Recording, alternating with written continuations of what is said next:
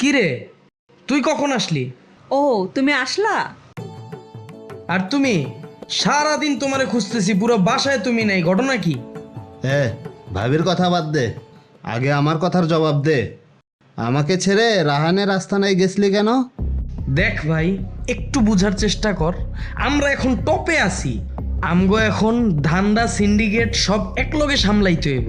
কোনোটা কোনোভাবেই মিস করা যাইব না, কাউরে সুযোগ দেওয়া যাইব না। এই কারণে তোরে একটা মিশনে পাঠাইছি, আমি একটা মিশনে গেছি। থাম, তোর সব কথাই আমি বুঝলাম। তাই বলে তুই আমাকে ছেড়ে রায়হানের আস্তানায় একাই যাবি? যদি তোর কিছু হয়ে যেত? সরি দোস্ত, আমারে মাফ করে দে। ঠিক আছে, কথাটা মনে রাখিস, আমি চললাম। এই কই যাবি? চল, আগে খাওয়া দাওয়া করবি, তারপর যাবি, আয়। আচ্ছা চল।